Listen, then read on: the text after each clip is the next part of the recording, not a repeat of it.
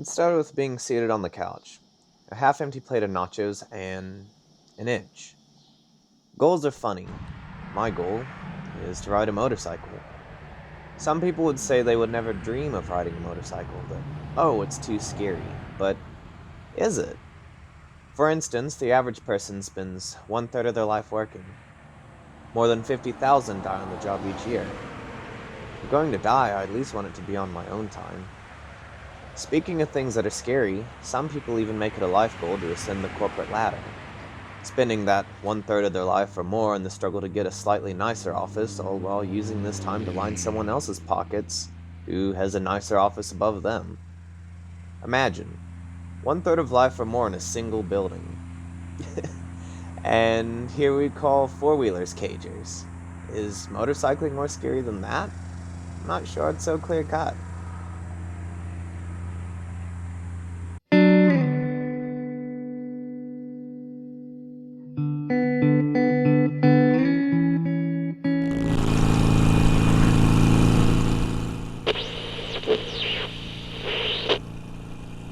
Okay, so summer riding in Texas is terrible.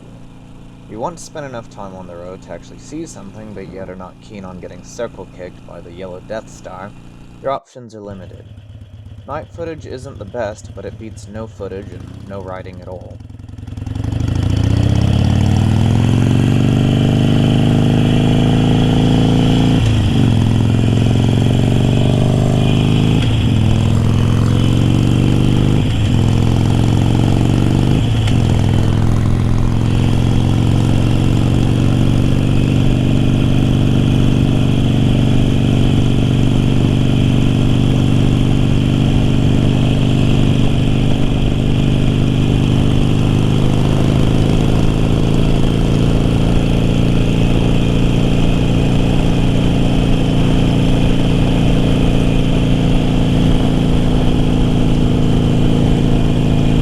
Hello everyone, this is Doc with another episode of AussieTKLOCKS, and today I'm just riding by myself. Nothing really, not sure what my plans will be yet today. I stopped by Bravo's and went to see if he was there, but he was not available to ride, so this is a solo mission.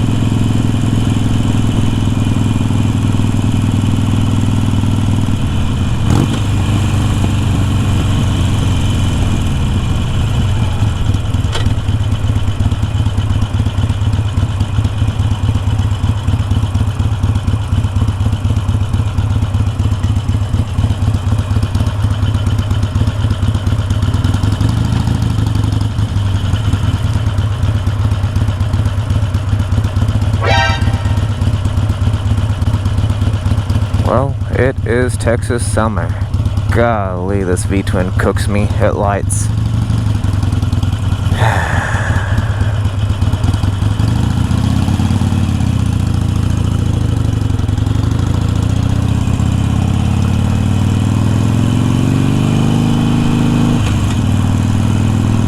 No rev bombs today. I'm gonna try and be somewhat good.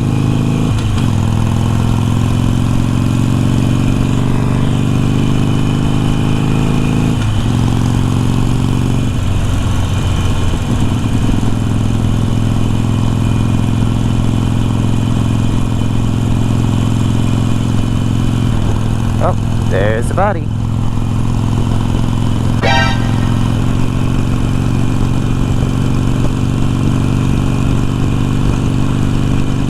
I hope the wind noise won't be too bad for y'all, but guys, I mean, it's like 90 something before it even cracks late morning here, so. Also, right now I'm trying to concentrate a little bit. Once we get into the, well, the wide open spaces, my favorite part in Texas, the open highways. Then I'll talk a little more.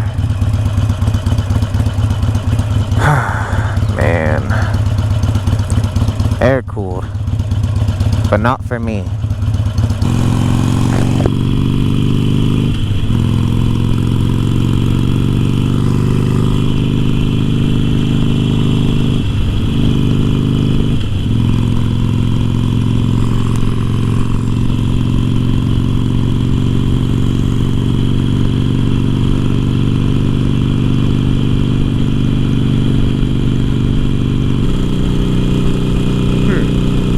Axtell Barbecue.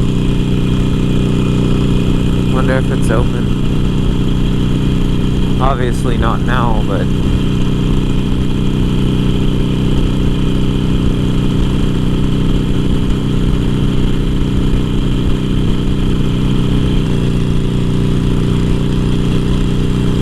I'm sure y'all have seen it before, the wind farm, but I always like to get a picture of it. We don't always ride down this way. I typically go more so north of Texas, and right now I'm heading east. The road that I'm on is the same one that almost likely, if my memory serves correctly, which I'm not the best with directions, be the same one that I'll take to the camp out and towards Florida.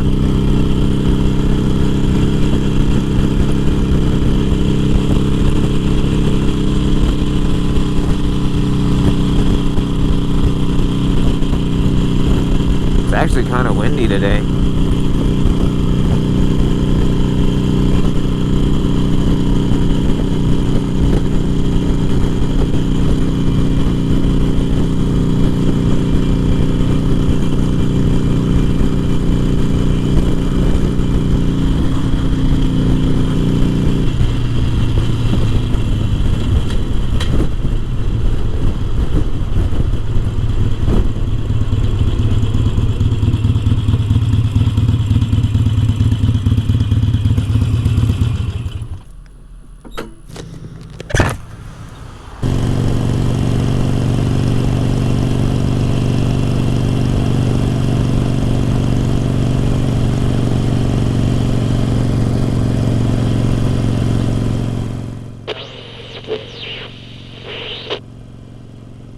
Limestone County.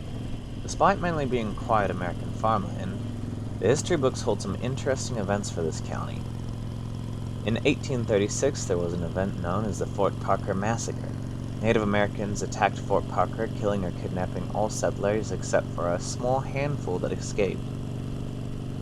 One of the people kidnapped was Rachel Plummer, who after her rescue, wrote a book on her captivity, 21 Months Captive, is credited as being one of the few historical documentations of Native American life before their numbers dwindled and they were forced onto reservations. Okay, 84 is this way, so stay straight.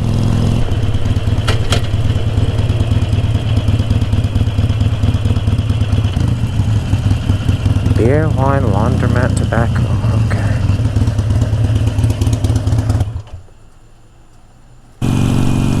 So, it may not seem like much to y'all, because most of y'all do not live in Texas.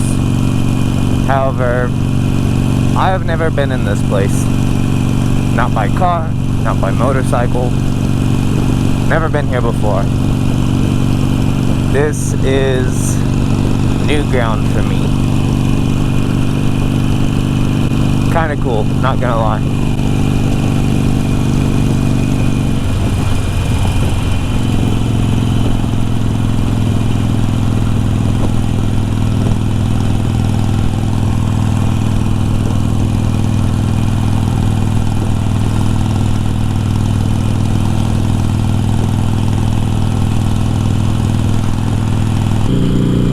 Due to deer and shit, I believe I'll keep it just a little bit under though. I'm out in the country. I mean, there's nothing out here but cow towns and Someone breathing down my neck from an SUV won't hurt me, but hitting a deer at 70 probably would.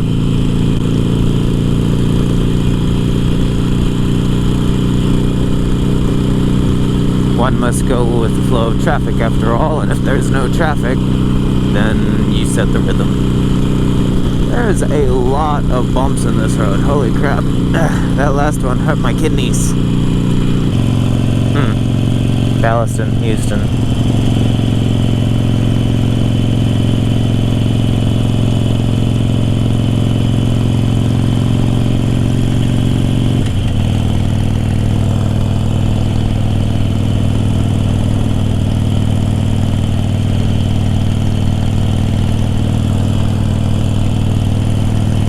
Wow. Is that an interstate I see? This might actually be opening up more than I thought. Interstate 45, okay. In its early days, Fairfield was never named Fairfield, but it was called Mound Prairie.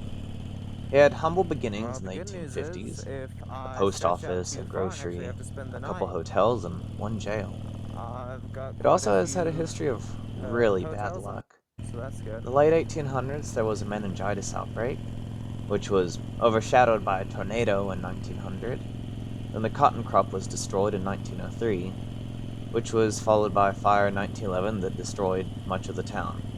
Somehow it managed to survive all these years, and back then, despite never having a railroad. Oh wow.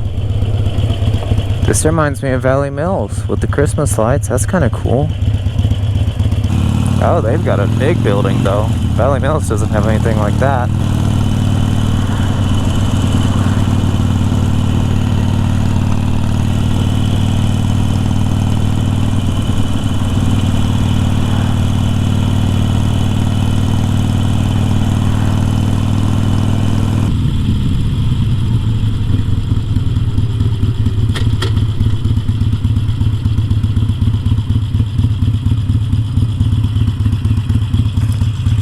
Nope.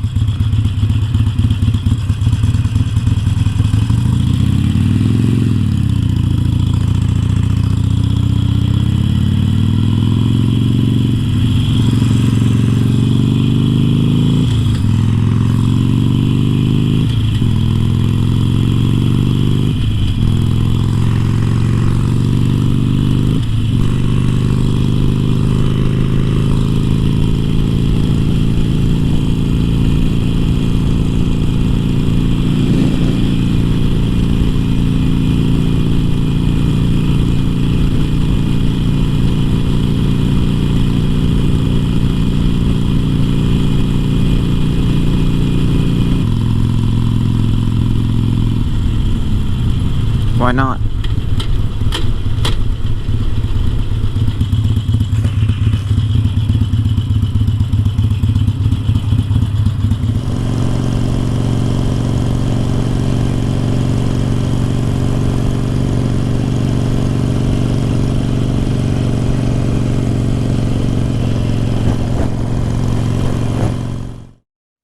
Thank you so much for the support and for accompanying me on another new motorcyclist milestone of 200 miles on a ride. As always, as a motorcyclist, when at intersections, don't believe the lights. Doc, signing off.